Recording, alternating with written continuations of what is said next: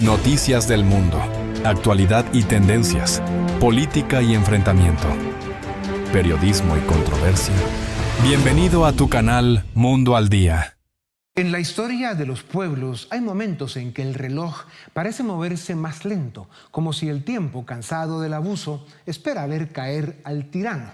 Así ocurre hoy en Colombia con Gustavo Petro, quien habiendo llegado al poder con mentiras, dinero sucio y ambición desmedida, agoniza en las últimas horas de su mandato. No quiere irse, no sabe hacerlo, porque quien nació del crimen, la corrupción y el narcotráfico no entiende la democracia como un pacto de alternancia, sino como botín que solo se entrega por la fuerza. El origen de Petro es la sombra, su escuela la violencia, su credo el engaño. Llegó mintiendo, prometiendo redención a los pobres, mientras se arrodilla ante los capos que financiaron su campaña. Transformó el Estado en una guarida de leales y cómplices y desde allí persiguió con saña de cobarde a todo aquel que osara decir la verdad. Periodistas, jueces, expresidentes, opositores, todos han sido víctimas de su miedo, pues no hay peor verdugo que el que teme ser juzgado. Ignorante, vulgar, resentido, convencido de que la historia empieza y termina con su nombre, Petro es un farsante con capa de libertador, más preocupado por el aplauso de los suyos que por el bien de su patria. Hoy, expuesto ante el mundo, señalado por Estados Unidos como facilitador del narcotráfico, el autócrata busca su última jugada. Pretende convocar una constituyente para perpetuarse en el poder, siguiendo el camino maldito del chavismo. Petro no ha aprendido nada de la historia ni de la miseria que el socialismo sembró en Venezuela. Pobreza, exilio, hambre, miedo. Cree que cambiando la Constitución podrá escapar del juicio de su pueblo. Mientras Petro manipula leyes, compra voluntades y amenaza a quienes disienten, el país que malgobierna se hunde en corrupción, impunidad y miseria. Ese es su legado. Petro no entiende que las constituciones no se escriben para esconder delitos, sino para proteger libertades. Intenta borrar los límites del poder, pero no podrá detener la verdad. Podrá perseguir a sus críticos, pero no silenciar la memoria. Solo queda esperar, pero los colombianos deben despertar para que la noche de este impostor llegue a su fin, que se apague por fin la voz del crimen disfrazado de gobierno. Cuando Petro se vaya, América Latina podrá decir con alivio y con justicia: ha caído uno más y con él se ha ido otro enemigo de la libertad.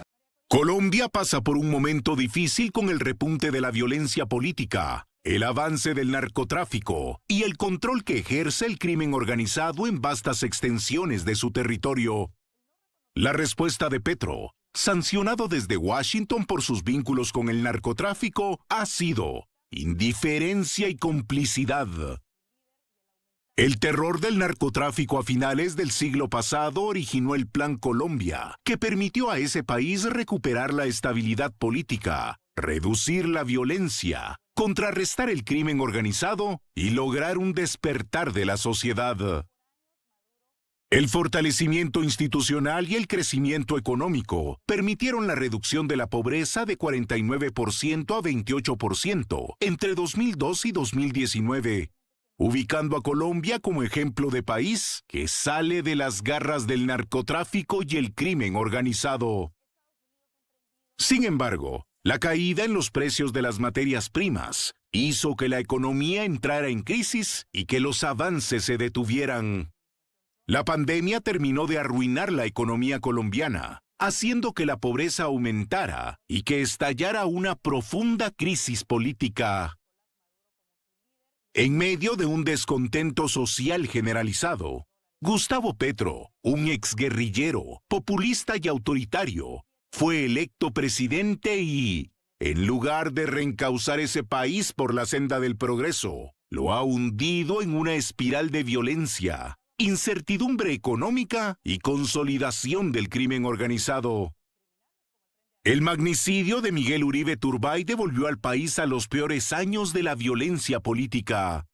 Y la llamada paz total se ha traducido en impunidad para criminales y amenazas contra opositores, profundizando la sensación de inseguridad y abandono estatal. Alegando soberanía, Petro insulta y confronta a Washington, poniendo en riesgo una relación que ha sido estratégica para la seguridad, el comercio y la cooperación antinarcóticos. Haciendo gala de cinismo y estupidez, Petro ha hecho pública su alianza con la narcotiranía de Nicolás Maduro, defendiendo abiertamente al cártel de los soles y llegando al colmo de fusionar las Fuerzas Armadas de Colombia y Venezuela. A pesar de este panorama sombrío, la institucionalidad colombiana conserva contrapesos. La justicia ha dado señales de independencia, como lo demuestra la absolución del expresidente Álvaro Uribe Vélez por falta de pruebas. Si bien 6 de cada 10 colombianos desaprueban el gobierno de Gustavo Petro, lanzó una convocatoria de asamblea constituyente bajo el pretexto de una amenaza externa, lo que hundirá al país en una crisis aún más profunda. Esta es una más de las nefastas propuestas de Petro. ¡Ánimo, colombianos! En mayo y junio de 2026, ustedes tendrán la oportunidad de deshacerse del funesto legado de Gustavo Petro. Para ello, la oposición y las fuerzas democráticas deberán dejar de lado sus diferencias y unirse en un proyecto capaz de defender la libertad y las instituciones de la nación. Colombia no debe seguir bajo la influencia del petrismo 4 años más. Por el bien de América Latina, vuelvan al camino de la democracia republicana, el libre mercado y el Estado de Derecho.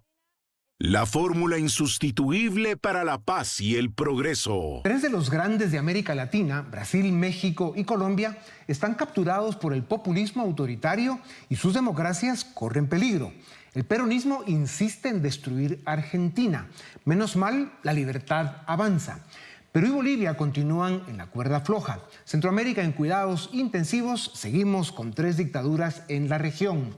¿Cómo está nuestra América Latina? El gobierno de Petro en Colombia, nacido del narcotráfico y de la mentira, ha degradado la política a niveles nunca vistos. Estados Unidos le quitó la máscara, ahora Petro busca distraer con la locura de una constituyente a la venezolana. Urge sacarlo del poder por la vía democrática. Para conversar del momento crítico que vive en Colombia y América Latina, tengo el privilegio de presentarles a Andrés Pastrana, presidente de Colombia de 1998 a 2002. Fue alcalde de Bogotá, embajador de Colombia en Estados Unidos y presidente de su país. Pablo Escobar lo secuestró en 1988. En su primer año de gobierno, el presidente Pastrana y Bill Clinton diseñaron y ejecutaron el Plan Colombia para luchar contra las guerrillas comunistas y el narcotráfico en su país. Petro estaba ya en esos días del otro lado. Pastrana es un líder respetado y reconocido en el mundo. Su vida y su paso por la política lo han convertido en un personaje legendario y en una fuente de inspiración para series y documentales en televisión. ¿Qué significa para Colombia vivir esta hora crítica viendo cómo su pueblo paga el precio de un presidente nacido del crimen y la corrupción? A ver, gravísimo, gravísimo, porque fíjate lo que me pasa a mí en 1994, cuando el narcotráfico me roba la presidencia de Colombia. Ernesto Samper Pizano, financiado por el narcotráfico, llega a la presidencia, Estados Unidos le quita la visa, desertifican a Colombia.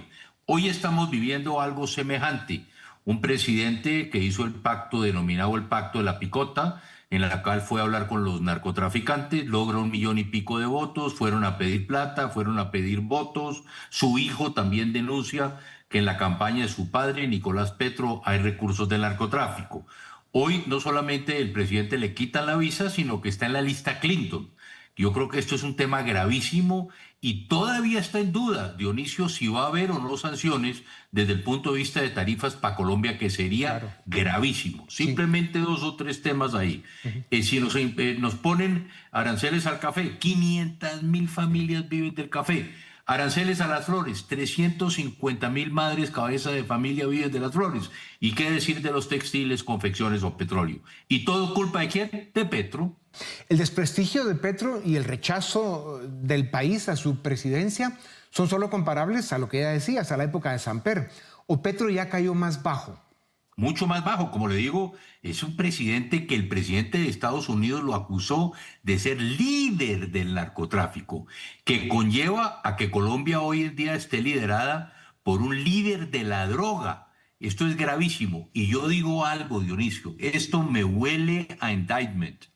Cuando un presidente de Estados Unidos y el secretario de Tesoro vinculan al presidente de Colombia en la lista Clinton, usted sabe, Dionisio, que tienen que tener pruebas y evidencias.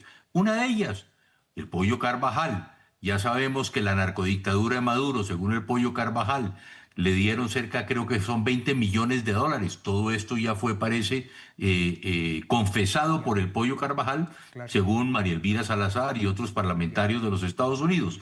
El presidente tiene que tener las evidencias y reitero, esto huele a indictment y cuando salga el presidente Petro el 7 de agosto va a tener problemas. Hombre. En 2022, presidente, usted denunció a Petro por lo mismo que hoy lo señala Estados Unidos. A usted le ha costado persecución y amenazas. Presidente Uribe también ha pagado el costo de enfrentar a la mafia que gobierna. ¿Cómo interpreta la denuncia de Estados Unidos que vincula a Petro con el narcotráfico? Y ya lo decías, pero ¿qué significa esto para Colombia si no se corrige el rumbo? A ver, yo he hablado que afortunadamente Colombia con el presidente Clinton, como usted lo dijo, Dionisio, iniciamos el Plan Colombia. El Plan Colombia fue lo que salvó a Colombia. Pasamos de ser un Estado fallido a ser un Estado viable. Con el Plan Colombia fortalecimos nuestras fuerzas militares y de policía como nunca antes en la historia, fortalecimos la justicia, fumigamos, erradicamos la droga, desarrollo alternativo e inversión social. Eso es lo que necesita Colombia. Hoy necesitamos un Plan Colombia 2.0 y yo diría que hoy se necesita un Plan Ecuador y un Plan Venezuela, porque tenemos que unir todos estos esfuerzos para combatir ese enemigo común que es el narcotráfico. Presidente, ¿cómo explica que un gobierno con semejante origen haya llegado tan lejos en debilitar las instituciones, sobre todo al ejército, y encima ahora se atreva a querer imponer una constituyente? ¿Qué hay detrás de esto, presidente Pastrana? A ver, Dionisio, yo lo que creo que son dos cosas. Si usted me pregunta la diferencia hoy entre Colombia y Venezuela es la institucionalidad. En Colombia todavía hay instituciones. Y fíjese que lo que es la Corte Constitucional, la Corte Suprema de Justicia, el Consejo de Estado, le han puesto, como decimos en Colombia, el tate quieto a Petro y por eso mismo Petro ahora trata de decir que va a convocar una constituyente. Pero resulta que ya no hay ni siquiera el tiempo, es ilegal, es ilegítima. Todo lo que queramos decir, esta es otra cortina de humo que Petro quiere lanzar precisamente para esconder todos estos escándalos de corrupción, de narcotráfico, de sus vínculos y de su campaña con el narcotráfico. Esto es muy grave, Dionisio, porque fíjese usted, si los Estados Unidos tienen pruebas de que el cartel de los soles, que encabeza el narcodictador Maduro, le entregó plata a la campaña de Petro y Petro no la registró en los libros de campaña, la ley es Colombia es muy clara. Quienes responden penalmente es el candidato y su gerente. El gerente de la campaña de Petro es el actual presidente de Ecopetrol. Segundo, hoy se habla, todavía en Colombia se habla que esto que Petro y su familia en la lista Clinton apenas es el comienzo. Hay gente que habla, decían que hoy podían salir otros miembros del gobierno y gente muy cercana a Petro, pero dicen que hay más de 20 en esa lista que puede sacar muy rápidamente los Estados Unidos. Presidente, desde las instancias liberales de Iberoamérica se critica a la oposición en Colombia por estar dividida y tener demasiados candidatos. De cara a las próximas elecciones, ¿qué cualidades debería tener el candidato capaz, decente y honorable que unifique a la nación? ¿Quién es y dónde está? A ver, primero tenemos que llegar a un candidato único de la centroderecha. Hoy hay 102 candidatos. Y hace 8 años yo se lo propuse al presidente Uribe, y el presidente Uribe, yo le dije, usted tiene 4 candidatos, escoge el suyo, escogió a Iván Duque, yo tenía una candidata, Marta Lucía, fuimos a primarias en las parlamentarias, el que ganó fue el presidente y el segundo el vicepresidente. Esto mismo vamos a tener que hacer la centroderecha, y eso es lo que vamos a lograr. Segundo, ese candidato que tiene que tener, lo que siempre defendemos, la institucionalidad, la libertad de expresión, la democracia, la iniciativa privada, la generación de empleo, eso, y recomponer algo muy importante hoy, Dioniso, que son las relaciones internacionales, porque hoy somos unos parias en el mundo. ¿Cree que el desgaste y desprestigio de Petro en Colombia y en el mundo libre marcará el final de su desastroso gobierno. Mire lo que pasó ayer. Yo no sé si usted sabe, Dionisio, ayer hubo la consulta del pacto histórico, es decir, del partido de Petro. Petro sacaron ayer en la consulta histórica, aquí tengo los votos, en la consulta fueron 2.373.000 votos. En la consulta, cuando Petro llegó a la presidencia, que ganó la consulta de sus partidos, sacó 6 millones de votos. Fíjese usted, en esa consulta de 6 millones de votos, Petro saca más o menos 4.500.000 votos. Ayer, el candidato de Petro, Iván Cepeda, saca 1.300.000 votos. Por lo tanto, eso fue una derrota brutal la que sucedió ayer en la consulta de Petro. Y si a eso le sumamos que de esos 2 millones y pico de votos que sacaron en la consulta, cerca de 300.000 votos, Dionisio, fueron votos nulos y no marcados, para mí ese es un voto castigo. Y por último, Petro gana la presidencia de Colombia más o menos con 11.500.000 votos. Y ayer su partido saca 2.300.000 votos. Derrota brutal, castigo. Colombia ayer le dijo no a Petro y ganaremos las elecciones con un candidato único a la presidencia y a la vicepresidencia. Presidente Pastrana, Morena en México, Lula en Brasil y los otros personajes oscuros que forman el Grupo de Puebla están apoyando a Petro y defendiendo la narcodictadura de Caracas. ¿Por qué es tan importante para América Latina y para el hemisferio occidental que Colombia regrese a la senda de la democracia liberal y republicana? A ver, por el liderazgo que siempre hemos tenido Colombia. Y segundo, porque Colombia, tristemente hay que decirlo, desde el gobierno de Santos y los gobiernos posteriores, con el Plan Colombia, Dionisio, dejamos 40.000 hectáreas de cocaína sembradas en Colombia. Cuando Santos le entrega la fumigación y la erradicación a las FARC, pasamos de 40.000 hectáreas y hoy estamos en 350.000. Y desde el gobierno de Santos no se continuó con esta figura. Hoy seguimos produciendo el 80% de droga del mundo y por eso hoy es muy importante no solamente que entren los Estados Unidos a continuar en esta lucha contra las drogas, sino que hay nuevos actores, Dionisio, que a veces la gente olvida. Europa, hoy per cápita, el Reino Unido es el mayor consumidor de cocaína, España es el segundo mayor consumidor de coca, por lo tanto Europa también va a tener que aportar y hoy hay otro actor que comienza a entrar, que es el Asia.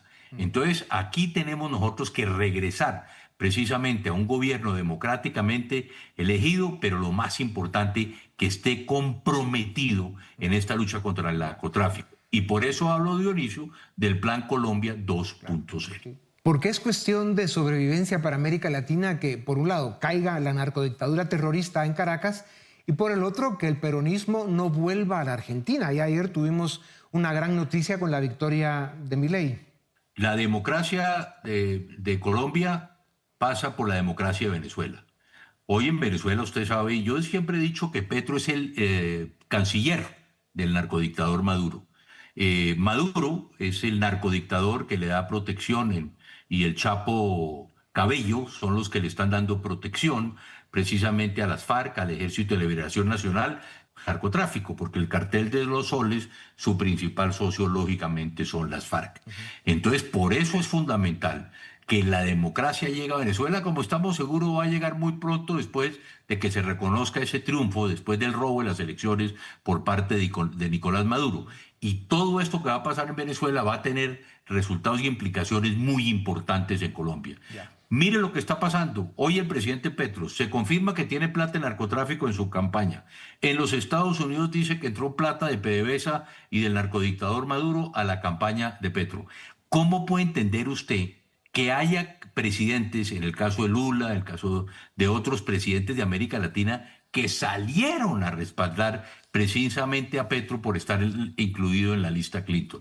Entonces esperemos a ver qué pasa. Pero yo creo que viene esa nueva ola en América Latina. Fíjese, lo de Milei ayer fue muy importante, cuando Milei dobla su votación, si se puede decir así, y mientras tanto en Colombia Petro le resta la mitad de esos votos en estas elecciones. Yo creo que viene precisamente esta nueva ola y estoy segurísimo que vamos a buscar, Dionisio, el mecanismo para tener un candidato único y yo creo que Colombia volverá a tener un presidente elegido democráticamente y entre los principios de la centro derecha en junio o en mayo del año entrante. Gran noticia, presidente. Esa es la ventaja que tiene Colombia de tener dos expresidentes como usted y el presidente Uribe, que además de tener las ideas y los valores claros, están peleando la batalla. Presidente Pastrana, si México con Morena por el momento está perdido, ¿qué sucede si Lula se impone para un cuarto mandato? ¿Por qué es esto malo para el continente? Yo creo que porque pues sigue siendo el líder, el Foro de Sao Paulo, el Grupo de Puebla, allá fue donde nació y Lula fue uno de sus impulsores.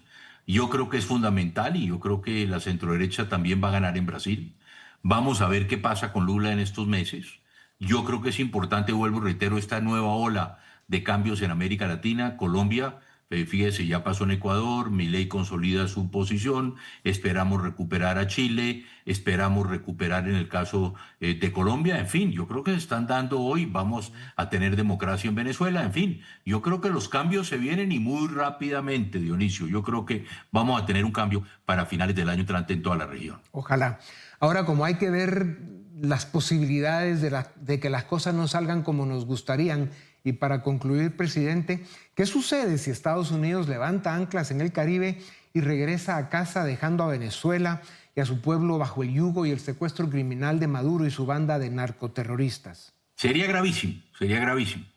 Yo, Dioniso, sostengo que, a ver, una operación que vale, ¿qué? 50 millones de dólares al día, que se han movido los barcos, que se han movido el portaaviones más importante, los aviones, yo creo que Trump está definido. Yo digo algo también, Dionisio, en Venezuela no va a haber invasión, en Venezuela va a haber extracción, que son dos cosas totalmente distintas. Y esa es la doctrina Trump.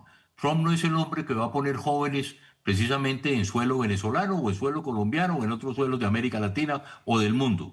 Yo creo que la doctrina Trump ya la vimos en lo que sucedió en Irán. Ataque y fuera. Lo mismo va a pasar aquí. Van por el cartel de los soles, van por el narcodictador Maduro, van por el Chapo Cabello, van por Vladimir Padrino, en fin, van por ellos y van con ese mecanismo de extracción. Por eso Trump le da a la CIA o le da facultades extraordinarias para empezar a hacer operaciones adentro de Venezuela. Y según hay muchos informes que ya se conocen, hay muchos comandos ya internamente en Venezuela actuando y por lo tanto Nicolás Maduro sabe que sus días y Cabello saben que sus días están contados. Pues apostamos con fuerza por ese escenario.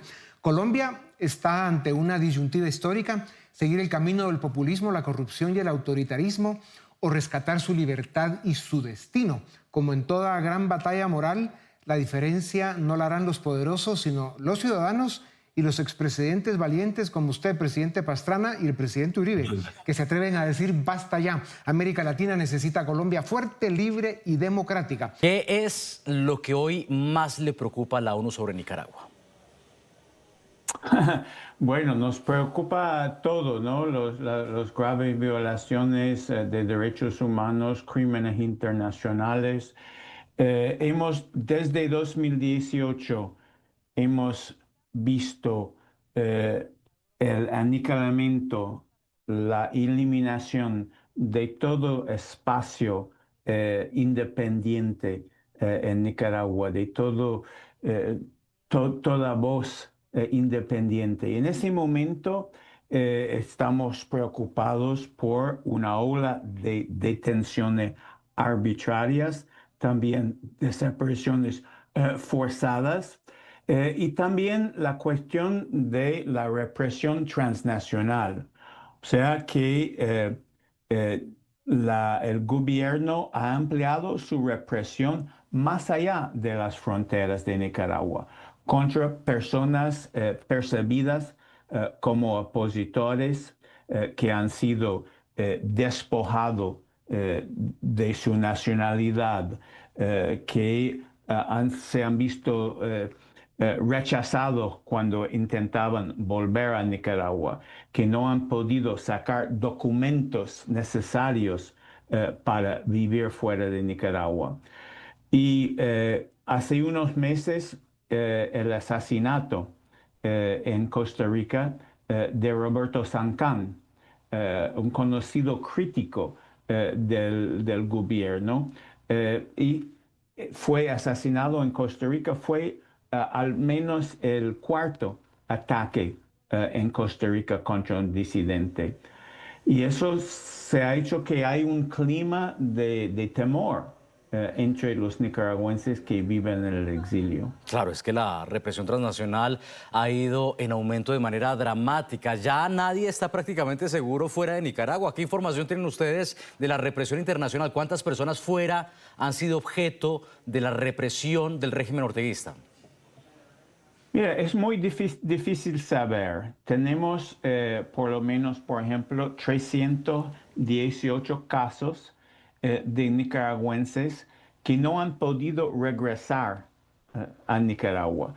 Pero sabemos que eso son miles de personas. El problema es cómo catalogar. La gente tiene miedo de hablar, porque una de las características de esa represión transnacional es que son las personas que todavía, los familiares que todavía viven en Nicaragua, que están pagando el precio de cualquier actividad fuera de Nicaragua. Entonces las personas que han sido, por ejemplo, denegado su documento, ellos buscan solucionar la situación en su país de acogida o a través de familiares, pero no protestan públicamente porque no quieren agravar la situación. Entonces, y la privación de la nacionalidad que sea formal, bueno, hay 492 personas, como dije, que han sido despojadas formalmente de su nacionalidad. Pero los que no pueden renovar su pasaporte, que no pueden acceder a documentos, son apátridas de facto. Y eso es mucho peor, porque ni pueden constar, ni pueden mostrar a España o a México o a Estados Unidos que han sido despojados de su nacionalidad. Cuénteme cuál es la situación de quienes se quedaron dentro de Nicaragua, porque esta represión que se ha acentuado desde 2018 también está dirigido contra quienes están aún presos allí en las fronteras nicaragüenses. ¿Cómo ha venido empeorando la situación de los derechos humanos dentro de Nicaragua? Bueno, exactamente. En 2018, frente a las protestas masivas, el gobierno respondió con la fuerza, ¿no? Mató a más de 350 personas. Y a partir de ese momento, la represión se hizo más selectiva. Todas las ONGs, la prensa independiente, los partidos políticos fueron progresivamente cerrados, ilegalizados, a tal punto que no hay protestas hoy, no se puede protestar ahora en Nicaragua. Y la represión se hace, bueno, todavía hace 2 años había, por ejemplo, centenares de presos políticos. En 2023, una primera tanda de presos políticos, 222, fueron expulsadas para Estados Unidos. El año pasado, 135 presos políticos fueron expulsados para Guatemala. Todavía hoy tenemos, y eso desde junio, julio de este año, hay una nueva ola de detenciones arbitrarias, pero también de desaparición forzada, que personas que fueron llevadas por la policía, pero cuyos paraderos se desconocen. Y eso refleja una crueldad no solamente hacia las personas desaparecidas, sino también hacia sus familiares que vivan con angustia y incertidumbre. Y la represión es tan grave y el sistema jurídico tan depredador que las familias ya desgastadas se exponen a nuevos abusos solamente por buscar a sus seres queridos. Entonces es realmente una represión que aplasta a las personas, que silencia a a las voces dentro de Nicaragua.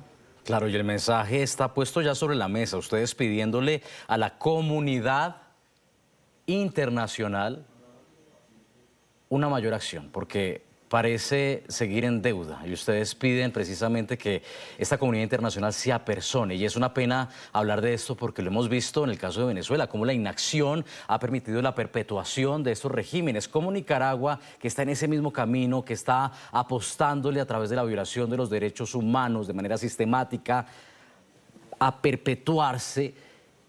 ¿Qué piden ustedes más allá de ese comunicado que emitieron? ¿En qué está en deuda la comunidad internacional? Como dices, la comunidad internacional no debe limitarse a ser testigo. Debe adoptar medidas concretas, acciones legales, enjuiciamientos, sanciones selectivas para exigir responsabilidades tanto al gobierno como a los perpetradores individuales.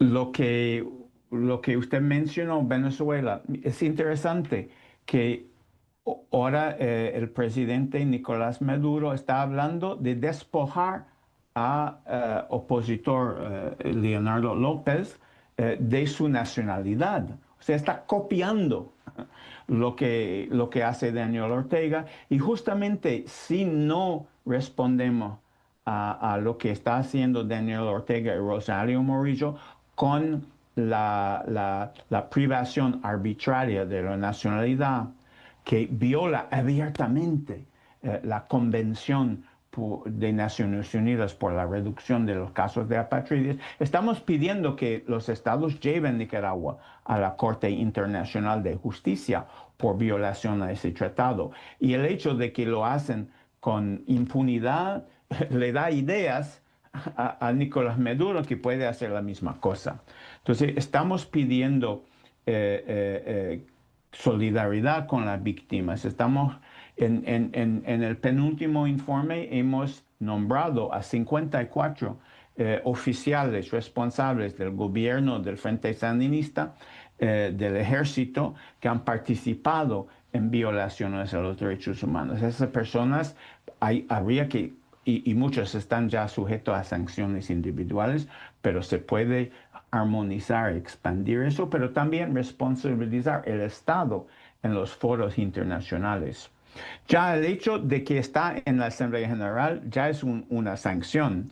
O sea, es la primera vez que un país latinoamericano esté en la agenda por derechos humanos de la Asamblea General desde 2 décadas. O sea que eso muestra un poco el grado de condena de la comunidad internacional por el comportamiento del gobierno, pero queremos que sea todavía más rotundo.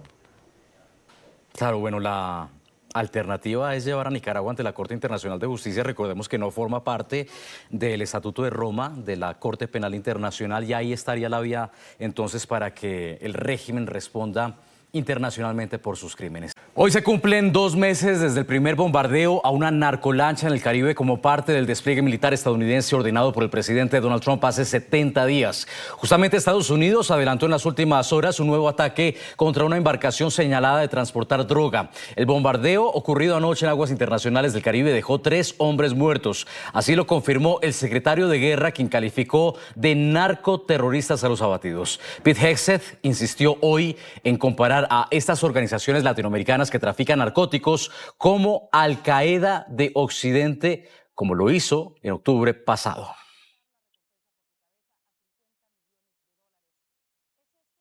Estos narcoterroristas están trayendo drogas a nuestras costas para envenenar a los estadounidenses en su propio país, pero no lo conseguirán. El departamento los tratará exactamente como tratamos a Al Qaeda. Seguiremos rastreándolos, localizándolos, cazándolos y matándolos. Con este bombardeo, en estos 2 meses ya son 16 los adelantados como parte del operativo estadounidense contra el narcotráfico, que en total dejan 65 muertos. Hagamos un repaso por estos ataques. El primero de ellos ocurrió el 2 de septiembre. Estados Unidos lanzó un ataque contra una embarcación. Ese día el presidente Trump dijo que la ofensiva fue contra narcoterroristas del Tren de Aragua. Murieron 11 personas. El 15 de septiembre fueron abatidos 3 en operativos adelantados por el gobierno estadounidense ese día. El 19 de septiembre fue anunciado un nuevo ataque militar, dejando a otras 3 personas fallecidas. El 3 de octubre anunciaron un cuarto ataque en el que murieron 4 personas. La ofensiva tuvo lugar en aguas internacionales justo frente a Venezuela. Otras 6 murieron el 14 de octubre. La lancha que según Estados Unidos traficaba narcóticos transitaba por una ruta conocida como frecuente para organizaciones de tráfico de drogas. El 16 de octubre, Estados Unidos lanzó una ofensiva esta vez contra un submarino que transportaba droga. Este ataque tuvo la particularidad de dejar a 2 de los 4 ocupantes vivos, es decir, era el primero que dejaba sobrevivientes. Estados Unidos los devolvió a sus países de origen, Ecuador y Colombia. El 7º ataque dejó a 3 personas muertas el 17 de septiembre. La embarcación estaba afiliada, según Washington, a una organización terrorista colombiana que tenía cantidades sustanciales de narcóticos a bordo. Para ese momento, la tensión diplomática entre Colombia y Estados Unidos escaló de manera acelerada, con calificativos de alto calibre entre los presidentes de Colombia y Estados Unidos. El 21 de octubre, Estados Unidos atacó de manera letal otra embarcación, esta vez en el Pacífico. Murieron 2 personas. Un día después, otras 3 personas también murieron en un 9º ataque. El 24 de octubre, Estados Unidos avanzó con un ataque nocturno contra un barco que, según él, estaba vinculado al Tren de Aragua. 6 personas murieron. En una ofensiva múltiple, el 27 de octubre, Estados Unidos lanzó 3 ataques contra 4 embarcaciones que dejaron a 14 personas muertas y un sobreviviente del que se desconoce su paradero. El ataque número 15 se dio este 29 de octubre contra una embarcación que transportaba a 4 personas. Y el más reciente fue el de ayer, cuando otras 3 personas murieron tras la ofensiva de la administración Trump en su lucha contra el narcotráfico en el Caribe. Bernardo Jurado, capitán de navío venezolano en retiro y CEO de Jurado Grupo Editorial, gracias por estar con nosotros, bienvenido. Un abrazo a la distancia, Nicolás, encantado de estar aquí. Permíteme hacer un par de precisiones. En el caso del colombiano que sobrevivió al ataque del submarino, debemos recordar que nadie anda por el Caribe en un submarino, a menos que usted tenga algo ilícito. Y ese colombiano, de acuerdo al nuevo Herald de Miami, ya está en libertad. De forma que eso habría que revisarlo en primer lugar, ¿no? En segundo lugar, las tensiones diplomáticas a la cual arguyen algunos medios entre el presidente Trump y el presidente Petro realmente son unilaterales desde mi punto de vista, ¿no? Los excesos que ha cometido el presidente Petro y los errores diplomáticos y políticos realmente son inocultables. Pero voy con mucha atención a escuchar tu primera pregunta. Gracias Bernardo, y gracias por la precisión, Bernardo. Este operativo, este despliegue, estas operaciones contra las narcolanchas que según Washington transportan narcóticos ilegales hacia Estados Unidos, ¿qué sabor nos deja después de estos 70 días de haberse ordenado el despliegue en el Caribe? Desde mi punto de vista como militar y como ciudadano americano, aunque nací en Venezuela, soy ciudadano americano y serví aquí en la flota del Atlántico de los Estados Unidos, me parece perfecto. Debemos recordar 2 números que, aunque son fríos, son muy dolorosos. En la guerra de Vietnam, durante 10 años, echándonos tiros, bombas y de todo, murieron 55,000 norteamericanos. Esa es la cifra que se maneja promediada. Pero el año pasado, estoy hablando de 10 años de la guerra de Vietnam, contra el año pasado en los Estados Unidos murieron 74,000 jóvenes por sobredosis de fentanilo. Esto es una guerra. Bienvenidos. Y por supuesto esta guerra, con la voluntad de esta administración y ahora con el Ministerio, con la Secretaría de Guerra, y sobre todo con la visión interesantísima del secretario de Estado, que es Marco Rubio, ¿no? Marco Rubio es un hombre de origen cubano, pero que es norteamericano, y por supuesto conoce muy bien lo que antes pudiese llamarse el patio de atrás de los Estados Unidos, que es Latinoamérica. De forma que se le está poniendo orden a toda esta guerra, y hay un mensaje para los militares venezolanos y, ¿por qué no?, para mis colegas colombianos. Ustedes se van a dejar matar por Nicolás Maduro y por los 40 ladrones que le acompañan. Por favor, Nosotros juramos ante una bandera para proteger la democracia y la patria. Estos izquierdistas, estos lampareros de baja laya, arguyen que los ataques que está haciendo Estados Unidos contra organizaciones de narcotráfico y organizaciones terroristas es contra la patria. Nada más equivocado. No perdamos el control del discurso. Porque, Nicolai, tú como periodista sabes que el que tiene el discurso tiene el control y probablemente crea realidades alrededor de esa situación. De forma que no es contra la patria. Nicolás Maduro no merece la muerte ni una gota de sangre de un solo militar venezolano. Eso por un ángulo. Ahora permíteme el otro ángulo.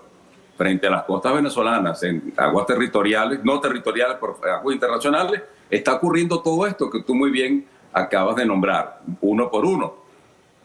Y frente a la mirada impávida de la Armada de Venezuela. De forma que estos son dos ángulos muy interesantes que convergen en uno solo. Disuasión. Tome nota usted que está al otro lado de la cámara. Disuasión es igual a intención por la capacidad. Una fórmula elemental de primer grado que define perfectamente esta entrevista. Yo lo disuado y porque tengo la intención política, como es el caso de la administración, y tengo la capacidad con esa inmensa flota que ahora mismo se encuentra en el Caribe, en Trinidad, en Barbados. Por cierto, en Martinica hay una fragata francesa lista para formar parte de la fuerza de tarea contra este flagelo internacional de terrorismo y de narcóticos que está representado por el Tren de Aragua. Debemos recordar a los colombianos, hermanos queridos todos, debemos recordar que si establecemos una antipática comparación entre Pablo Escobar Gaviria y Nicolás Maduro ha dejado pálido las capacidades de Pablo Escobar Gaviria, que ya era mucho decir. Guardo silencio para escucharlo, mi querido Nicolás. Leonardo, hay una palabra que usted dijo que me parece clave y es disuasión. Cuando hablamos de toda esta seguidilla de narcolanchas que han sido objeto u objetivo de Estados Unidos, ¿es consecuente con tamaño de despliegue de Estados Unidos en el Caribe? Y se lo pregunto porque quizá la disuasión no sea simplemente para estas pequeñas embarcaciones que trafican droga, sino, como usted lo dice, también para Colombia y Venezuela, para un régimen que Estados Unidos acusa de estar vinculado al Cartel de los Soles. No solamente al Cartel de los Soles, ellos son el Cartel de los Soles y están estipulados en la Orden 50 de los Estados Unidos como narcoterroristas, cosa que le da al presidente, a cualquier presidente norteamericano, la potestad de hacer operaciones como la que están haciendo, ¿no? Eso en primer lugar, Nicolai. Pero cuando digo que Maduro ha dejado pálido a Pablo Escobar es porque ha cerrado el triángulo del fuego del negocio del narcotráfico. Combustible, comburente y carburante. ¿A qué me refiero? Tienen el narcótico que venga de Colombia o que venga de cualquier sitio que se produzca en Venezuela. Tiene las vías o tiene la protección, la seguridad de toda una fuerza armada y también tiene todo un territorio para protegerla. Eso es encantador. Y luego el último ápice del triángulo es que tiene las vías de comunicación. Tenía las vías de comunicación por mar, como es harto conocido y ya visto como tú lo describiste, y por supuesto por aire. Pero ahora mismo en Roosevelt Road, lo que era Roosevelt Road, que es una base naval, aeronaval en Puerto Rico, están haciendo práctica, tienen un control absoluto del espectro electromagnético y del espacio geoestacionario sobre Venezuela. Todo lo que se mueva, ellos lo saben con perfección absoluta. Y debo agregarte algo más. Hay operaciones encubiertas en tierra. Esas lanchas, esas narcolanchas, porque nadie anda, mis queridos amigos. Puede salir las Naciones Unidas, de las cuales podemos hablar, Nicolás, y me encantaría tocar las Naciones Unidas, que desde mi punto de vista son como un ombligo. Después de que naciste no sirven para nada, pero podemos hablar de las Naciones Unidas, que está haciendo un reclamo muy airado sobre los derechos humanos de los pobres que andan tal vez paseando o pescando, no sé qué arguyen, en el Caribe. No, señor, nadie anda con una lancha llena de bultos y 4 o 5 motores de 250 caballos a 35, 40 nudos de velocidad. Eso no es verdad. Y por supuesto están siendo monitoreados desde el ojo, de lo que se llama el ojo del satélite norteamericano y las operaciones en tierra. Porque el problema en el mar, el gran problema en el mar, es la identificación, cosa que tiene controlada el gobierno norteamericano. Bernardo, usted hablaba de los militares que aún responden a las órdenes de Nicolás Maduro. ¿A Maduro le queda alguna vía de escape? Sí, claro, por supuesto. La vía de escape más, y este es un mensaje para Nicolás Maduro, que espero que vea tu programa, la vía de escape más fácil y más potable para que él pueda mantener la vida, porque va a perder la vida. O sea, si no se entrega, va a perder la vida. La vía de escape más fácil es entregarse a la justicia internacional. Miren esto, señor colombiano, venezolano, de cualquier país que nos vea aquí. Si a mí me acusaron de narcotraficante, yo llamaría a los mejores abogados y le dijera, tenemos un negocio en las manos. Vamos a demandar al gobierno porque yo no soy narcotraficante y no puede haber una sola prueba en mi contra. Pero si yo sí fuera narcotraficante, haría exactamente lo que hace Maduro. Arguiría que Estados Unidos va contra Venezuela. No, no va contra Venezuela. Estados Unidos está viendo con mucho detenimiento el hecho de no tener bajas inocentes. Porque, como ustedes comprenderán, cualquier persona le mete un misil por la ventana del baño a Nicolás Maduro, pero allí van a morir personas inocentes. Yo infiero que ese es el cálculo que se está haciendo. Y lo mejor que puede pasar es que Nicolás Maduro y los 40 ladrones que le acompañan digan, bueno, me voy a remitir a la ley, muéstrenme las pruebas que tienen en mi contra. Que habiendo trabajado por aquí en estas latitudes, estoy absolutamente seguro, Nicolás, que deben haber cientos de miles de pruebas de estas personas involucradas en el internacional negocio del narcotráfico. Bernardo, Estados Unidos, al tiempo que ha endurecido el puño, también en algún momento lo suavizó. También en algún momento, por intereses particulares, la liberación de los estadounidenses pues estableció puentes de diálogo con el régimen de Nicolás Maduro, que ya sabemos ha utilizado también estos mecanismos para seguir consiguiendo oxígeno. ¿Podría haber de trasfondo conversaciones en curso? Y se lo pregunto porque Estados Unidos ha dejado de hablar de estos tan anunciados operativos terrestres en Venezuela. Tantas semanas que veníamos escuchando a Trump anticipándolos y ahora dice que no lo está considerando, que no lo está planeando. Claro, también hay un componente y es el que muchos de ustedes nos han subrayado, y es que por supuesto que un ejército no va a develar su estrategia, pero es que lo había hecho también semanas atrás. Interesante lo que me estás diciendo, porque los que tienen el discurso, como te comenté antes, el que domina el discurso domina la escena y probablemente domine, por supuesto, domina las mentes que nos están escuchando al otro lado de la cámara. Las únicas personas que están hablando de invasión a Venezuela, permanente y sistemáticamente, son Nicolás Maduro, Vladimir Padrino y todos los 40 ladrones. El presidente Trump dijo que todas las cartas estaban sobre la mesa, pero nunca ha dicho que van a haber operaciones. Lo que sí dijo, para buscar la media aritmética entre tú y yo, lo que sí dijo es que está autorizada la CIA para hacer operaciones quirúrgicas y secretas en territorio venezolano. Me estoy explicando, pero nadie está hablando de una invasión como se le estaban imaginando al estilo Grenada, tal vez, o al estilo del día D. No, creo que no, porque el costo político, Nicolai, de la muerte de un solo marine en Venezuela sería insalvable, aunque con mucha propiedad periodística, mediática, el presidente Trump justifica estas explosiones de estas embarcaciones, porque dice, por cada una de las embarcaciones salvamos la vida de 25,000 jóvenes norteamericanos. Eso lo justifica en estas latitudes y, por supuesto, la gente lo ve con agrado, por cierto. Bernardo, usted hablaba también de esos operativos terrestres. Precisamente en paralelo a los operativos en aguas internacionales, un grupo de militares de Estados Unidos adelantó un entrenamiento en la selva de Panamá. Las imágenes reveladas por el Comando Sur muestran las maniobras adelantadas con fuerzas de seguridad panameñas centradas en supervivencia, táctica y patrullaje. Los ejercicios fueron realizados del 8 al 29 de octubre. Aquí, ¿cuál será entonces el componente terrestre? ¿Cuál será el papel que podría jugar una eventual operación terrestre? Usted lo mencionaba, vemos ahora estos ejercicios en Panamá. ¿Por qué razón se estarían dando en esta coyuntura? No lo sé. Cualquier militar o cualquier periodista o cualquier analista que te diga lo que va a pasar es esto, está especulando. Por supuesto. Y yo sugiero que en tu programa nunca especulemos. No. Yo lo que sí te digo es que cuando yo tuve 22 años, hace muchos años atrás, fui entrenado en la selva panameña durante 3 meses. Y la cosa es inexpugnable. Yo nunca he visto arañas más grandes, culebras más grandes que las que hay en la selva panameña. De forma que después de la selva panameña cualquier cosa pudiese ser fácil, ¿no? En términos terrestres. Pero te recuerdo, yo no soy del ejército, yo soy de la Marina, aunque hicimos un ejercicio allí muy puntual en aquellos años.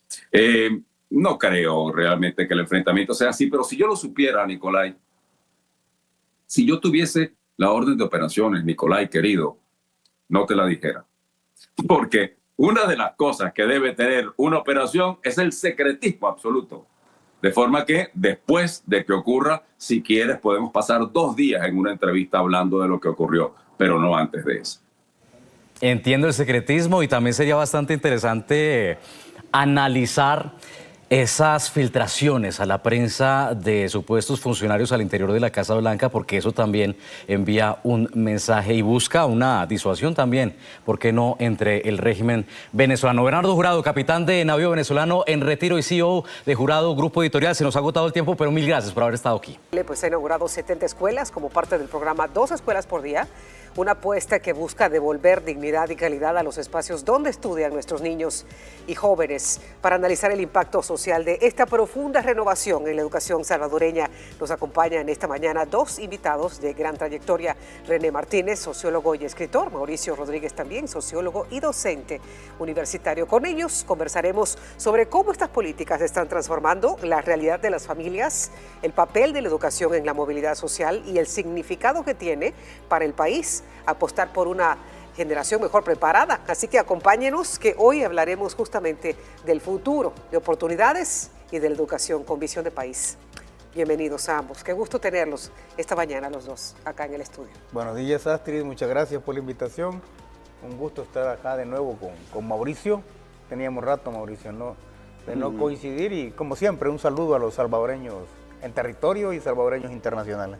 Mauricio, buenos días. Buenos días, Astrid. Pues la verdad que complacido de estar con usted, con un buen amigo, colega, sociólogo, y también un saludo pues a todos los amigos que están pendientes de la transmisión, tanto en El Salvador como los hermanos de la diáspora. Buenísimo. Va a estar muy interesante esta conversación esta mañana. Y bueno, para empezar, poner el tema sobre la mesa, el presidente de la República, Nayib Bukele, inauguró los primeros 70 centros escolares construidos del programa 2 escuelas por día. Esta iniciativa ha permitido intervenir a más de 324 instituciones educativas desde que inició este programa, una hazaña que ningún otro gobierno había hecho. Vea la nota. La Escuela de Educación Parvularia Los Conacastes en Soyapango, el Centro Escolar Campamento Morazán en Soyapango, la Escuela de Educación Parvularia de Soyapango en Soyapango, el Centro Escolar Caserío La Junta, Cantón Joya Galana en Apopa. Estas son parte de las escuelas renovadas en su totalidad por el gobierno, gracias a la visión del presidente Nayib Bukele de entregar espacios dignos a millares de alumnos, considerando que todos merecen una educación de calidad, saldando así una deuda heredada por la incapacidad de administraciones anteriores. Entonces tenemos los cientos de escuelas iniciadas antes, las 324 en construcción, las que se van a ir agregando día con día, y de todas esas, 70 que se inauguran hoy. En esta oportunidad la inauguración fue simultánea en las instalaciones escolares distribuidas en San Salvador, Aguachapán, Sonsonate, La Libertad y San Miguel.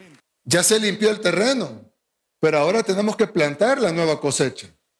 Y esa cosecha debe crecer bien. Es nuestra responsabilidad que los niños de hoy no sean los delincuentes del mañana. Pero para eso requiere muchísimo dinero, muchísima inversión, muchísimo esfuerzo y muchísimas obras como esta. Estos centros educativos remozados son el resultado del programa 2 escuelas por día, y solo en estas primeras instituciones se han invertido más de 61 millones de dólares, demostrando que este es el único gobierno de la historia que más ha invertido en educación.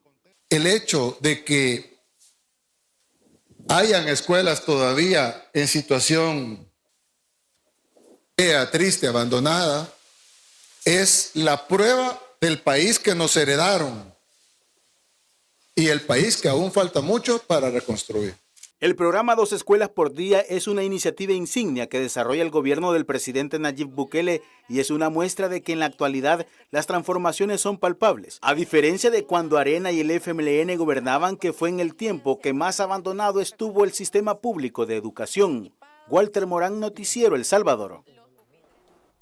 Bueno, así están las cosas, René, Mauricio, pues una mañana en la que vamos a dedicar justamente a analizar el impacto que está teniendo este programa Dos Escuelas por Día. Ya vimos una de las imágenes pues en la que el presidente Bukele inauguró justamente la escuela número 70, finalizada, pero él decía, bueno, estamos aquí, sí, pero hay 320 y pico que están en este momento trabajándose y van a continuar 2 escuelas por día. Vamos entonces a comenzar esta interesante conversación esta mañana. Mira, siempre he dicho que de los programas del presidente Bukele, el que a mí más me gusta, quizá por el hecho de ser profesor, ¿no?, es el programa Dos Escuelas por Día. Nunca en la historia ningún presidente había invertido tanto en sus años de gestión en la educación pública. Tampoco, nunca antes, se había generado una expectativa social tan palpable, tan tangible en la población frente al proceso de reconstrucción o construcción de escuelas. Hoy la población está viendo las escuelas inauguradas y está pensando cómo va a quedar la siguiente. O sea, también hay un proceso de generación de motivación social ahí. Y el otro es que eso es un aspecto simbólico. Si tú quieres conocer cuál es la concepción que una sociedad tiene de la justicia, uno observa su sistema penitenciario, uno observa la forma y tipo de sus cárceles. Si uno quiere conocer cuál es la concepción que tiene una sociedad sobre la democracia, uno observa su sistema educativo público. Y en este caso lo que estamos viendo es que se están poniendo las bases para la transformación del sistema educativo en función de transformar posteriormente o ir transformando a la par al ciudadano, pues, porque si estamos reinventando el país, también hay que reinventar la ciudadanía, hay que reinventar la motivación social, y eso se logra particularmente a través de la inversión significativa en educación, porque esta educación se convierte a su vez en una ventaja competitiva para atraer la inversión extranjera. Y no cualquier inversión extranjera, porque no solo necesitamos que vengan inversionistas a generar empleo, cualquier tipo de empleo, sino que necesitamos la generación de un empleo de calidad, porque eso no solo presiona al sistema educativo para subir su nivel promedio de escolaridad, sino que también presiona a la educación universitaria para que diversifique los campos de formación, ¿no? Y a la par, si estamos hablando de una inversión que genera empleo de calidad, obviamente estamos hablando de mejores salarios, ¿no? Entonces, esta inauguración de 70 escuelas, solo fíjate, siempre el presidente Bukele lo hace en grande, ¿no? Estamos hablando de la inauguración de 70 escuelas, fueron algo así como 70 bofetadas a la oposición, ¿verdad? Así como le pegaban antes a uno las mamás en la boca, ¿verdad?, para que no estuviera hablando de más, fueron 70 veces, ¿verdad? Porque, te digo, es una cuestión significativa. Qué lujo, ¿no? Qué lujo que nuestros niños y nuestros jóvenes puedan recibir sus clases en lugares dignos, que nuestros maestros puedan impartir su conocimiento en lugares dignos, ¿verdad? Y eso también va a ser un factor para la retención del estudiantado, y te aseguro que muchos niños y jóvenes que están ahorita en el sistema privado se van a pasar al sistema público. Ya están las condiciones de seguridad y ya está pues una infraestructura digna. Mauricio. Bueno, en primer lugar hay que retomar una de las palabras que dijo el presidente Bukele en la inauguración de esa escuela en Huayúa, que dijo que tenía mucho frío, por cierto, estaba helado en el momento, de que lo público tiene que ser mejor que lo privado. Y eso no es que nosotros estemos en contra de las instituciones educativas de carácter privado, pero es que también la gente ahora, bueno, ¿por qué llevar niños a la institución privada? Porque en el pasado la escuela pública salvadoreña se ha caracterizado por una serie de elementos negativos. La falta de seguridad, las instalaciones, digamos que no son las adecuadas para crear un ambiente de aprendizaje idóneo. El hecho también, el cambio de mentalidad del maestro, porque eso también, el programa Mi Nueva Escuela no solamente son paredes, es un cambio nuevo de mentalidad para los docentes a nivel nacional. Y aquí también hay que decirlo que la ministra de Educación está pegando una sacudida de ramas, hay que decirlo de esa manera.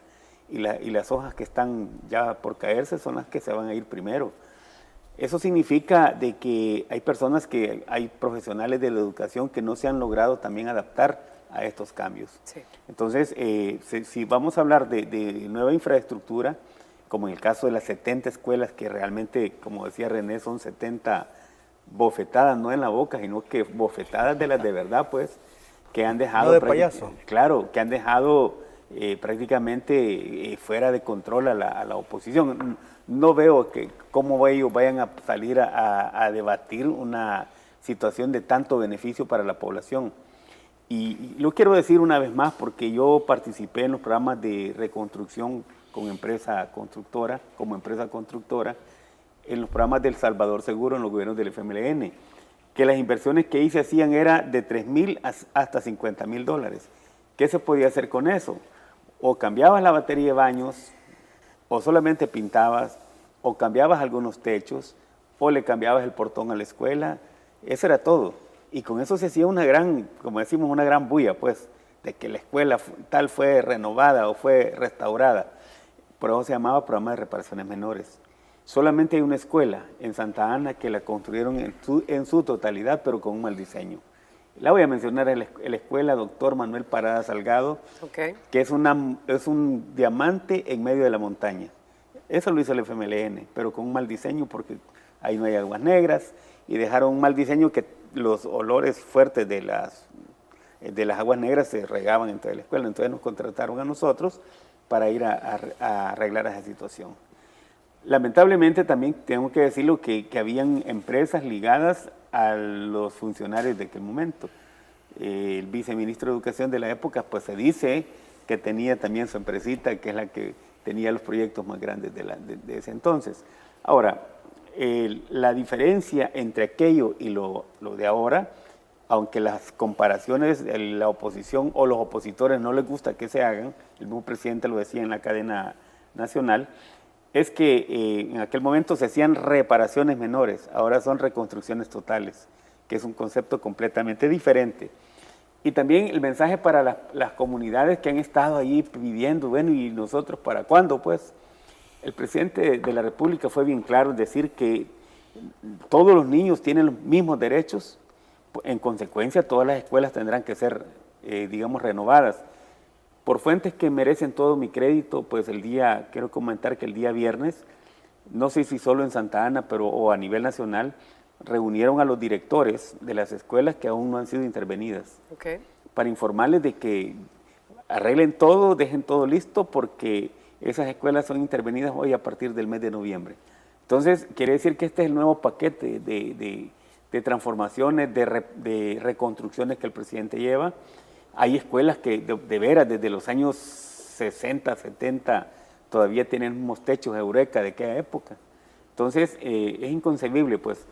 Lo otro que llama la atención en la cadena del presidente es el hecho de la escuela de Mariona, algo así, yo recuerdo el nombre. Mariona. Ajá, que se cayó, se dañó estructuralmente en el terremoto del 86 y han pasado 39 años exactamente. Y no se le hizo nada hasta ahora que el presidente viene y pone, digamos, todo su aparataje en función de reivindicar, digamos, las necesidades de esa comunidad educativa que ahora pues tienen una nueva escuela. Y aquí hay que decirlo, hay directores de todos los sabores y colores en las escuelas, hay sindicalistas a favor y en contra, y muchos de ellos son directores de estas escuelas que hoy están siendo beneficiadas por este programa de 2 escuelas por día.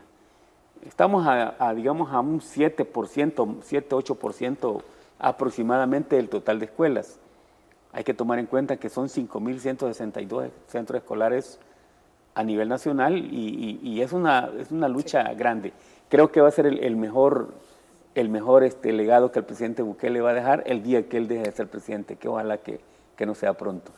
Bueno, de hecho, el presidente Bukele dijo que el hecho de que haya escuelas en situación de abandono es la prueba, dice, del país que dejaron los gobiernos anteriores, de lo que heredaron los gobiernos anteriores, y que el país, dice, por el que falta mucho que hacer todavía.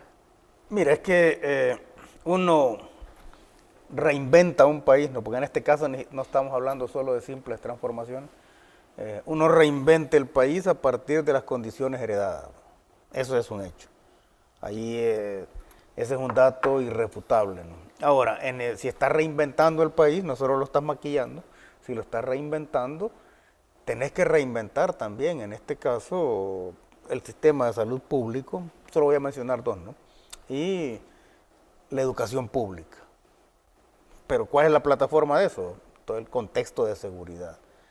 Ahora, en el caso particular de la educación pública, no solo está reinventando el sistema, que eso tiene que ver con la infraestructura, sino que también y sobre todo tiene que ver con el cambio de mentalidad o de lógica de pensamiento de los profesores. Porque si no, no vamos a llegar a nada, ¿no? Si tú puedes heredar las mejores escuelas, pero si no cambia la mentalidad de los profesores, eso no va a servir de mucho. Y aquí es donde vemos la importancia del trabajo que está haciendo la ministra, Carla Triguero, que digamos que es el acompañamiento a la transformación de la infraestructura también en la lógica de pensamiento a partir de los principios. Ahora, cuando reconstruyes el sistema educativo, tal como lo está haciendo el presidente Nayib Bukele, tú vas también construyendo los símbolos del nuevo país. Está claro que la infraestructura escolar va a ser un símbolo importante del nuevo país. Cuando nosotros vemos, ya mencionaba Mauricio, el Cantón Mariona, o sea, estamos hablando de zonas que fueron totalmente asediadas y controladas por las pandillas. Estamos hablando de lugares en los cuales las familias sí tenían que mandar a sus hijos, quienes no podían pagar un colegio, por barato que fuera, tenían que mandar a sus hijos ahí, sabían que los mandaban al peligro, porque los centros escolares eran lugares de reclutamiento de las pandillas. Entonces, esos lugares que fueron altamente violentados, se merecen, ¿verdad?, ese tipo de escuelas, porque se merecen que sus hijos estudien en esas condiciones y que por lo tanto tengan mayores oportunidades para insertarse al estudio universitario y posteriormente al sistema laboral, ¿no? Y ahí viene la otra parte de esta transformación, que es el hecho de que el presidente Bukele dijo ayer que todos los estudiantes del sector público tienen derecho a becas universitarias. Entonces, ¿qué es lo que estás haciendo ahí? Estás tratando de resolver el problema originario de todo, que es el problema de la desigualdad social. Y en los centros escolares van a ser símbolos. Yo escuché a un dirigente del magisterio diciendo de que solo andan maquillando las escuelas, y yo en persona, ¿no?, he constatado la construcción de nuevas escuelas. Sé que va a estar por intervenirse una escuela que se llama el Centro Escolar La Paz en Cuscatancingo. Okay. Y entonces decir, bueno, Cuscatancingo fue una zona muy violenta, y resulta que el centro escolar se llama La Paz, ¿no? Entonces ese podría ser un símbolo de la nueva cultura de paz, una real cultura de paz que el presidente está legando, ¿verdad?, a todas las generaciones, y no solo las generaciones que están por venir, sino que estamos hablando de muchas generaciones posteriores. Ya 324 están siendo intervenidas hasta ahora, pero esto continúa. Son más de 5.000, ¿cierto? 5.162. Sí, tendrían que ser menos, fíjate, porque una cosa que sí también está clara es que tú no puedes mantener pequeñas escuelitas, o bueno, escuelas más bien con muy pocos estudiantes en un perímetro muy cercano, ¿no? Entonces seguramente de las 5.000 van a ser menos porque hay unos centros escolares que hay que fusionarlos, ¿verdad? Y eso no tiene nada que ver, a veces tendenciosamente dicen que están cerrando escuelas, pero no, en realidad estás fusionando porque también tenés que hacer del sistema educativo un sistema racional. Entonces hay lugares donde tienen 5 estudiantes o 10 estudiantes y 6 profesores, entonces no va. Entonces y es que hay que fusionar. De ir ordenando hay también, que fusionar, sí. Y es que eso también tiene que ver con una ley de la República, que son las disposiciones generales del presupuesto, que establece los máximos y los mínimos, que eso habría que reformarlo, porque la curva demográfica del país ha decrecido. Entonces, se decía que un maestro podía atender mínimo 28, máximo 50. Eso en la realidad actual no existe, porque digamos, las estadísticas demográficas implican que hay un decrecimiento de la población. Hay que tomar en cuenta que el último censo determinó que habíamos crecido un 25% de población en 25 años, o sea, 1% por año en promedio. Entonces, eso se refleja, digamos, en las estadísticas escolares, donde se tienen grados o secciones con 15 hasta con 20 estudiantes. Entonces, eso también implica una reformulación del sistema educativo. Habló el presidente Bukele de las escuelas unidocentes. Pareciera ser de que en las escuelas unidocentes, donde un solo profesor atiende a todos, es porque hay 3 alumnos de primero, 4 de segundo y hasta sexto, noveno grado, no sé. Entonces, ¿qué significa eso? Que hay un despilfarro de recursos, de esfuerzos, y también hay que tomar en cuenta que hay ley también para determinar dónde tiene que estar un centro escolar en relación a otro en términos de distancia. Entonces, no es cierre de escuelas. En El Salvador siempre se ha dado fusión de centros escolares.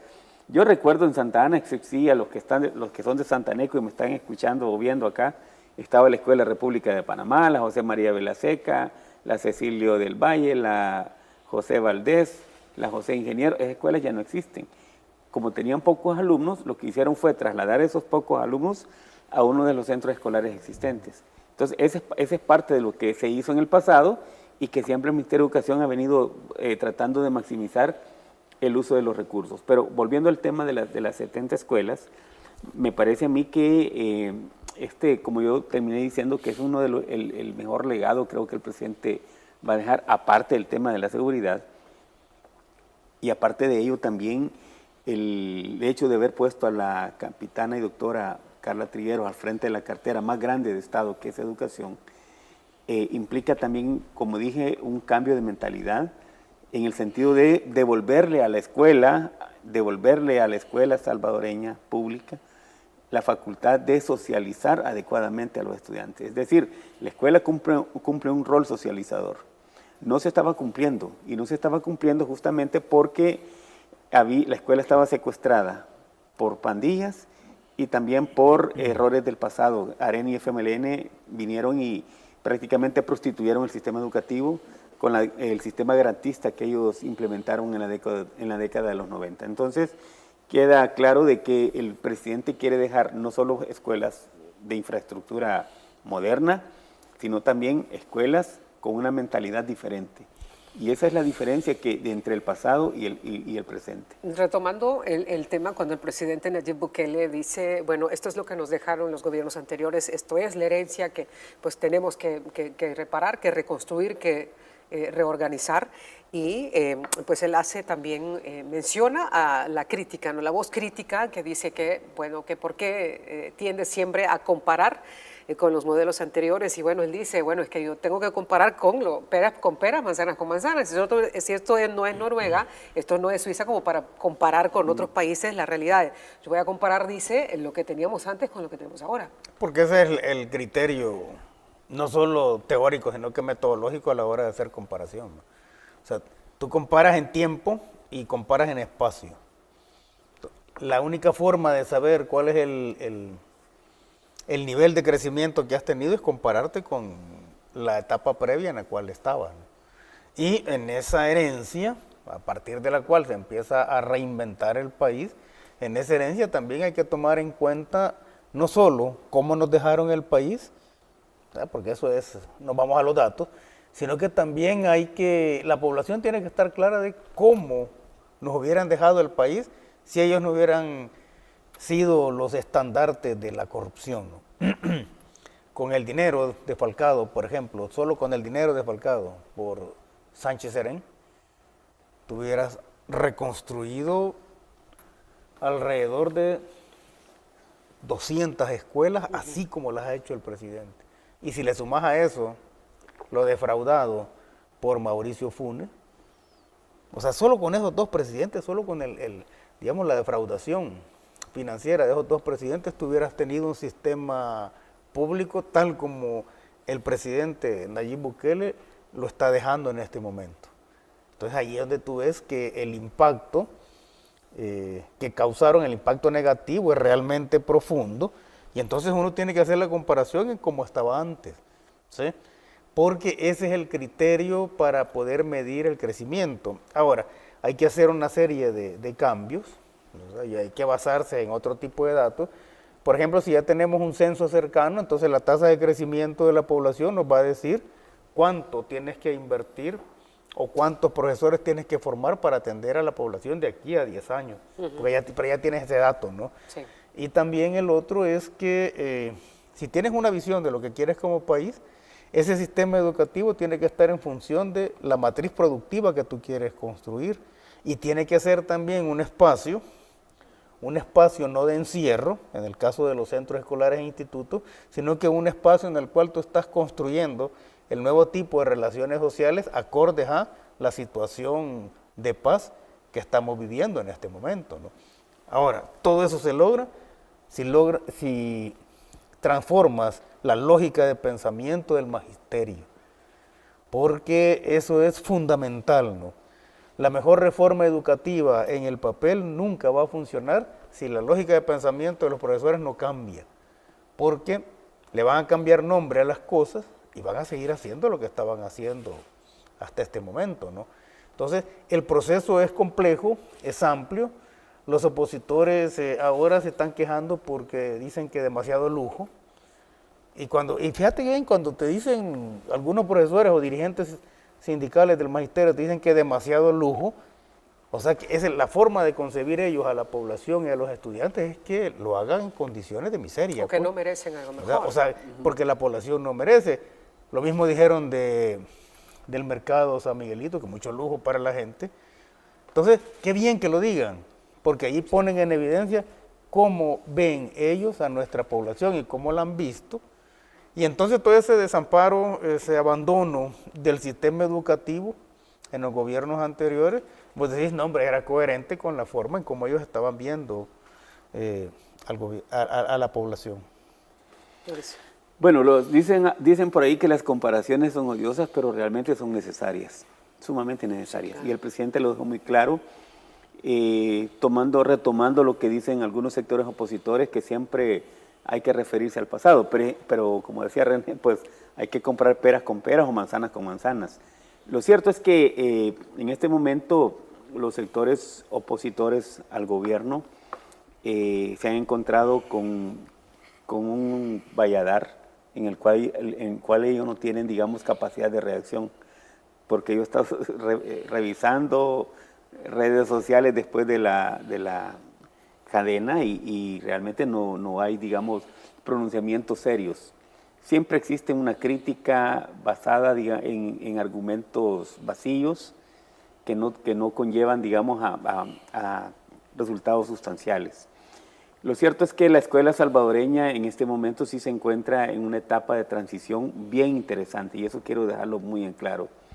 Esa transición en la cual la escuela salvadoreña se encuentra, como decíamos, no solamente es el cambiar una infraestructura, un equipamiento nuevo, sino que también el cambiar el pensamiento del maestro. Y aquí hay una crítica que yo quiero hacer, y es donde viene también el rol de los formadores de maestros, que son las universidades. Yo decía en son de broma, pero que es muy cierta, que al estudiante se le exige allá en la escuela que vaya con el cabello bien recortado, pero había un director que tenía colita, ¿no? Y se vio por presión mediática irse a cortar la cola, pero también hay profesores universitarios, y René no me dejará mentir, que forman maestros con las grandes colas ahí. Entonces, y líderes sindicales de igual manera. Eso no es posible. Entonces yo creo de que si nosotros queremos transformar la escuela salvadoreña, revolucionar, si queremos usar un término un poco más fuerte, la escuela salvadoreña tiene que cambiar todos esos paradigmas. Y eso es el rol que está desempeñando en este momento la señora ministra. Y muchos docentes que son también opositores al gobierno están en desacuerdo porque había una lógica de acomodamiento de la vieja forma de hacer política y que se expresaba inclusive en el tema de las escuelas. Yo quiero decir algo. Yo estuve un tiempo en la Asamblea Legislativa y luego me tocó que retomar mis funciones como docente. Y yo, después de estar en la Comisión de Cultura y Educación y saber que en la Comisión de Hacienda las cantidades que se asignaban al presupuesto para formación, profesionalización y actualización docente, yo llegué y vi en las escuelas con los mismos papeles, con las mismas cosas y con las mismas mañas. Entonces dije yo, ¿qué es lo que ha cambiado acá? No ha cambiado nada. Y conste que en esa época quien era el ente, digamos, contratado por los gobiernos era la UCA. Tengo que decirlo de esa forma, era la UCA. Entonces, no quiero decir que la UCA hizo un mal papel, probablemente sí o probablemente no, pero el resultado en el terreno nunca se vio. Entonces son cosas que ahora con la nueva ministra de Educación pues se está transformando, inclusive la mentalidad del padre de familia, del estudiante y de los profesores. Interesante. Y uno de los centros educativos entregados fue la Escuela Profesor Jorge Lardé del Cantón San José de la Majada, esto queda en Huayúa, Sonsonate, donde decenas de padres de familia aseguraron que la renovación de las instalaciones les cambiarán la vida a toda la población. Agradecieron además al presidente Nayib Bukele por el interés que ha puesto en transformar al país, al mejorar la educación de los niños. Vea esta nota. La habilitación de esta escuela del municipio de Sonsonate Norte causó alegría y emoción en los estudiantes, ya que ahora su centro de estudios quedó renovado y en las mejores condiciones. Sí, muy bonito, le agradecemos de parte de toda la escuela quizás porque en tiempos antiguos la escuela estaba en un mal estado. La escuela, a comparación de cómo estaba antes, es muy perfecta. Las instalaciones que tiene es muy útil. Pues la verdad, muy preciosa toda la infraestructura de aquí. Es un gran cambio, la verdad. Padres de familia y maestros del Centro Escolar Profesor Jorge Lardé del Cantón San José La Majada afirman que sus hijos ahora podrán adquirir sus conocimientos en instalaciones seguras, cómodas, amplias y modernas. Está muy bonita, con todos los preparada para que ellos estudien, ¿verdad? Y se preparen. Pues la verdad es un paso bastante grande, como lo recalcó él, ¿verdad? Y se le agradece porque son pasos grandes que benefician primeramente a nuestros hijos. Es súper bien, los niños están emocionados, no faltan por la emoción de que la escuela está espectacular. Muchos padres fueron estudiantes en este centro de estudios, pero ahora se muestran admirados por el cambio que se percibe con la intervención del gobierno, ya que en el pasado les enseñaban en condiciones deplorables. Porque cuando yo vine a estudiar la escuela era bonita, pero no como hoy. Ahora sí es bien bonita. Está bastante bonita y nos gusta mucho y estamos muy agradecidos con el señor presidente. Pues la verdad ha sido un gran cambio, porque la verdad yo también acá estudié desde pequeña, ¿verdad? Nada que ver con los cambios que hay ahora. Y antes era diferente, así como se vio en la foto, ¿verdad? Era una escuela muy pequeña y hoy pues grandísima y muy bonita. Esta moderna escuela cuenta con 5 edificios nuevos, uno con 2 niveles, sumando un total de 20 salones. 3 de ellos están destinados a la parvularia. También se construyó un salón de usos múltiples, laboratorio, cocina, comedor, entre otros espacios. Daniel García, Noticiero El Salvador. Y bueno, ya está la muestra de cómo los padres de familia y los mismos estudiantes que van a asistir a diario a prepararse y a transformar su vida a través de estos centros escolares, pues están observando la nueva realidad que viven y agradeciendo pues obviamente todo este proyecto que va a beneficiarles tanto. Es que allá hay un punto, ¿no? El presidente Bukele, ¿qué es lo que está haciendo? Está convirtiendo los centros escolares en institutos en polos de atracción. Esa es una forma de resolver la deserción también. Entonces los conviertes en polos de atracción y aparte decíamos que es la visión, ¿no? Si uno quiere saber cuál es la concepción de democracia que se tiene en un país, te vas y ves el sistema educativo. Sí. Ese es un punto. El otro es que el potencial de aprendizaje se va a incrementar positivamente. O sea, nuestros estudiantes van a estar en un ambiente muy distinto, un ambiente apto, propicio para la asimilación de conocimiento, ¿verdad? Pero no solo se trata de asimilar conocimiento, sino que se trata de lograr que nuestros niños también aprendan a pensar de forma distinta. Y eso se logra cuando tú realizas a la par actividades que tienen que ver con aspectos culturales, creativos, sí, porque ahí estás desarrollando la parte derecha del cerebro que se junta después con el aprendizaje formal. Y entonces se está en la formación de ciudadanos, ¿verdad?, que son capaces de reconstruir la cultura política democrática. Eso es lo que se está haciendo con el sistema educativo, convertirlo en un polo de atracción, ¿verdad?, y a la par transformar el aspecto esencial que es el factor humano.